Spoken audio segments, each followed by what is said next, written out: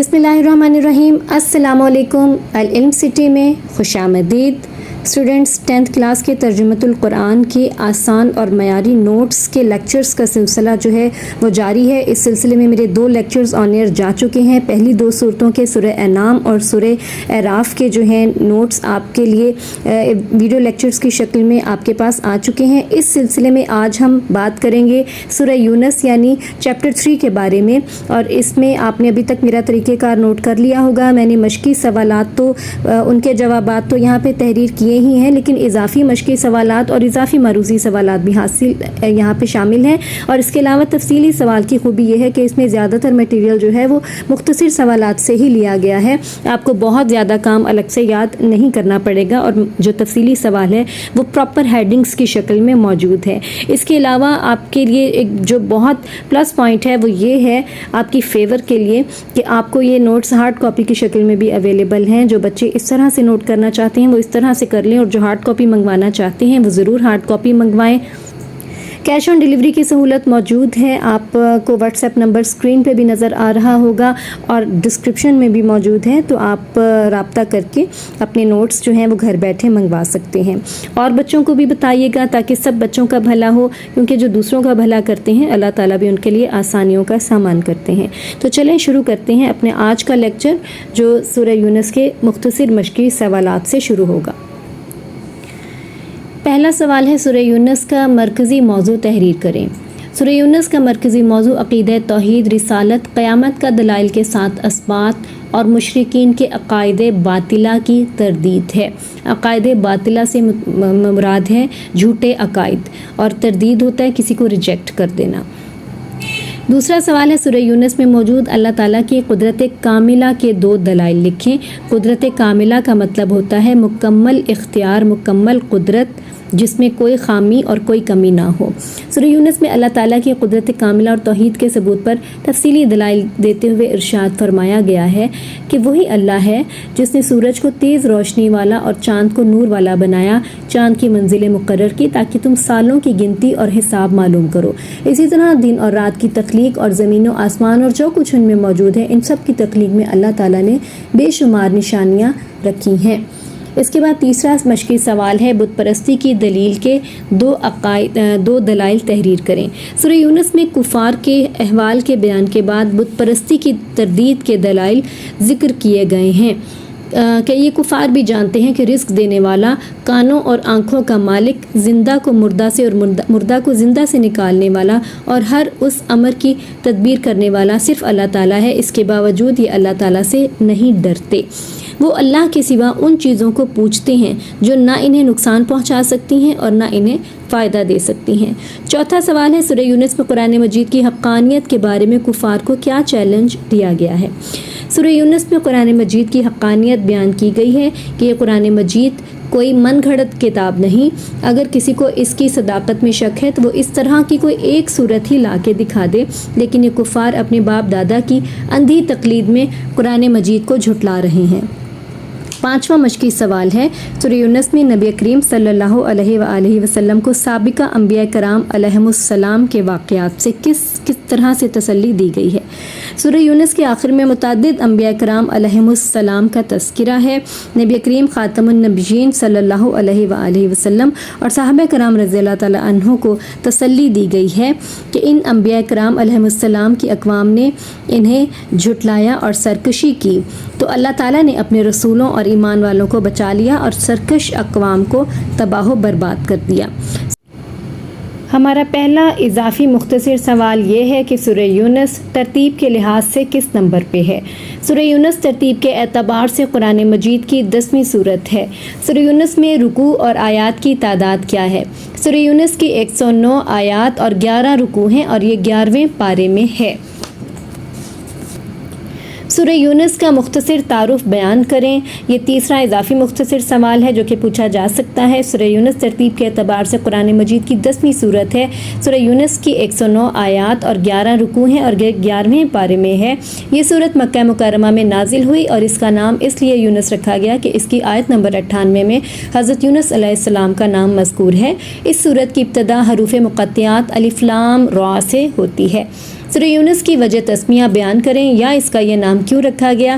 دونوں سوالوں کا ایک ہی جواب ہے۔ سورہ یونس کی آیت نمبر 98 میں حضرت یونس علیہ السلام کا نام موجود ہے، اس لیے اس کا یہ نام رکھا گیا۔ آپ نے دیکھا ہوگا کہ مٹیریل جو ہے وہ بہت ہٹ کے الگ الگ طرح کا نہیں استعمال کیا گیا، ایک سے دوسرے سوال کا لنک ہے، ایک سوال یاد کریں گے آپ تو دوسرا اور تیسرا بھی آسانی سے اسی سے ریلیٹڈ مٹیریل وہاں سے آپ کو یاد ہو جائے گا۔ تو آپ کو یہ جتنے بھی شارٹ کوسچنز ہیں یہ یاد کر لیں گے تو لانگ کوسچن آپ کا بہترین سا تیار ہو جائے گا۔ اس کے لیے آپ کو بہت الگ مٹیریل یاد کرنے کی ضرورت نہیں ہے، اور آپ کے ذہن میں یہ بھی خیال آ سکتا ہے کہ جب مشقی سوالات موجود ہیں تو اضافی مختصر سوال کیوں کریں؟ اضافی مختصر سوالات اس لیے ضروری ہیں کیونکہ اب بورڈ کے پیٹرن میں 30 سے 35% جو پیپر ہے وہ اضافی مختصر سوالات کا ہی لیا جاتا ہے۔ آپ کی ایکسرسائز کے اندر سے صرف سوال نہیں لیے جاتے بلکہ چیپٹر کے اندر سے بھی سوالات دیے جاتے ہیں۔ تو جو پاسبلٹیز لگیں کویسچنز کی وہ میں نے یہاں پہ شامل کر دی ہیں۔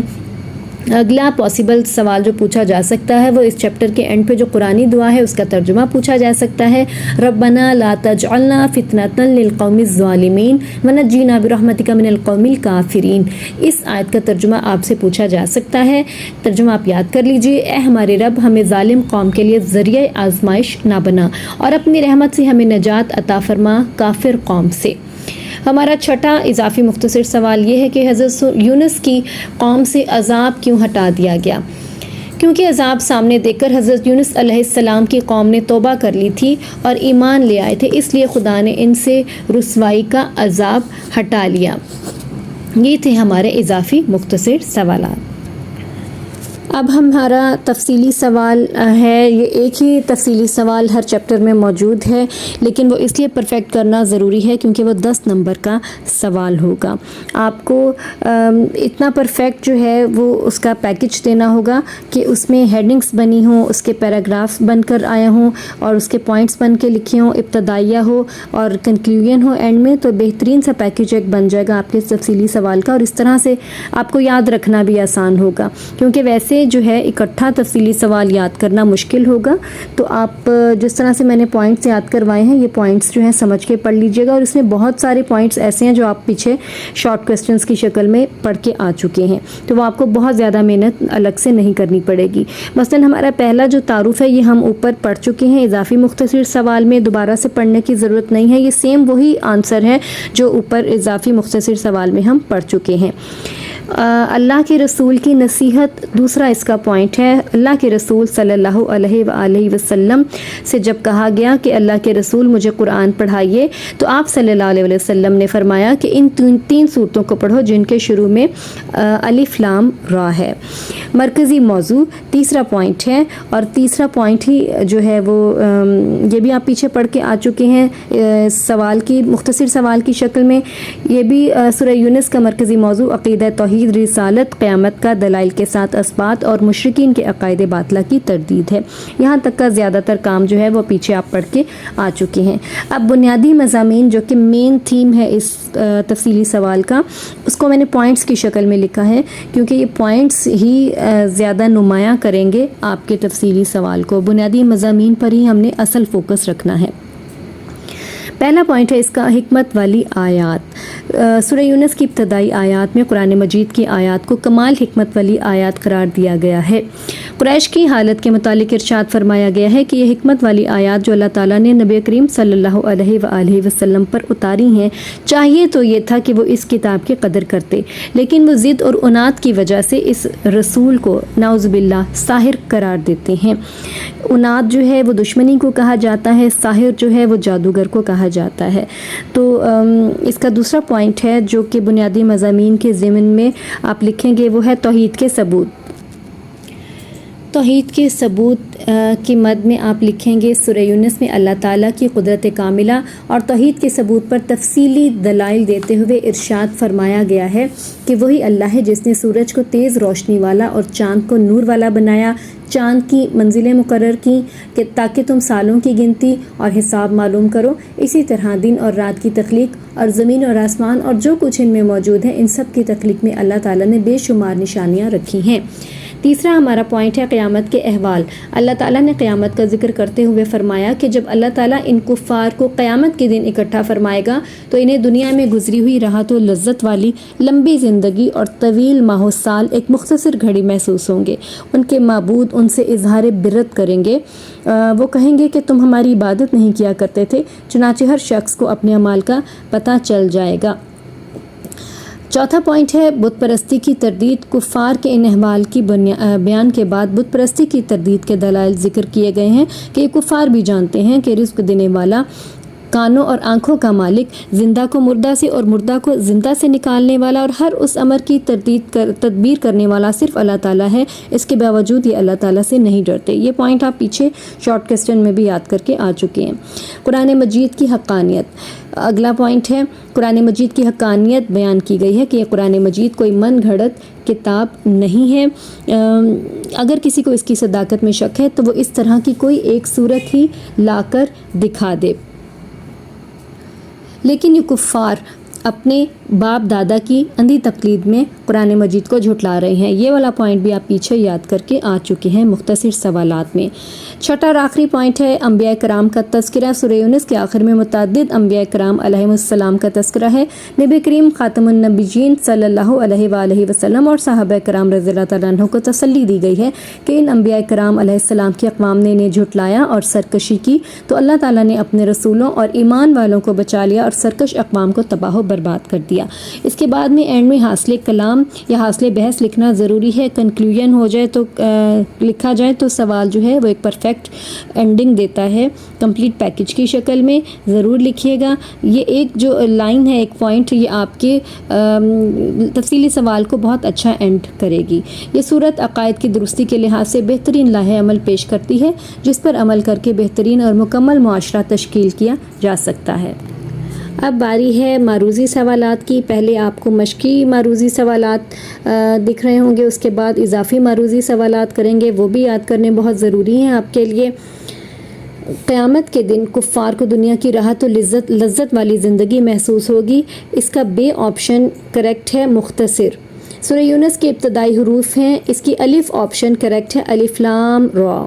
قیامت کے دن مشرکین سے ان کے معبود کریں گے، اظہار برت کریں گے، بے پوائنٹ اس کا کریکٹ آپشن ہے۔ اظہار برت کا مطلب ہوتا ہے بیزاری کا اظہار یا ذمہ داری سے جان چھڑانے کا اظہار، تو یہ آپ کی بے آپشن کریکٹ ہے۔ سورہ یونس میں آخرت کو کہا گیا ہے، ابدی کہا گیا ہے، الف آپشن کریکٹ ہے۔ اور پانچویں کی بے آپشن کریکٹ ہے۔ قرآن مجید کی ترتیب کے اعتبار سے سورہ یونس کا نمبر کون سا ہے؟ 10واں نمبر ہے۔ اب اضافی مختصر سوالات دیکھیے، یہ سارے وہ جو انفارمیشن ہے یہ پیچھے آپ شارٹ کوسچنس میں یاد کر کے آ چکے ہیں اور لانگ میں بھی آپ نے اس کو ریپیٹ کیا تھا، تو کوئی نئی چیز آپ کے لیے نہیں ہے، پریشان مت ہوئیے گا کہ اضافی چیز ہم کیوں کر لیں۔ اضافی چیز کریں گے تو آپ ہی کا فائدہ ہوگا، اور یہ آپ آلریڈی پیچھے کر کے آ چکے ہیں۔ سورہ یونس میں رکوع کی تعداد کیا ہے؟ 11 تعداد ہے۔ دوسرا پوائنٹ ہے سورہ یونس کس پارے میں ہے؟ وہ بھی 11واں ہی پارہ ہے۔ سورہ یونس کی کس آیت میں حضرت یونس کا تذکرہ ہے؟ 98 آیت میں تذکرہ ہے۔ اور سورہ یونس میں آیات کی تعداد کتنی ہے؟ 109 جو ہے آیات کی تعداد ہے۔ یہ ہمارا آج کا سورہ یونس سے متعلق لیکچر کمپلیٹ ہوا۔ آپ اس کو نوٹ ڈاؤن کر لیجئے، اور اگر آپ کے لیے اس طرح سے مسئلہ ہے سمجھنے میں تو آپ اس کو ہارڈ کاپی کی شکل میں مجھ سے منگوا لیجئے گا۔ نمبر آپ کو نظر آ رہا ہوگا۔ کیش آن ڈیلیوری کی سہولت اویلیبل ہے۔ اپنا بہت خیال رکھیے گا۔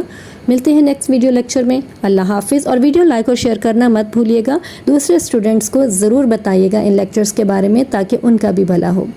اپنا بہت خیال رکھیے گا۔ اللہ حافظ۔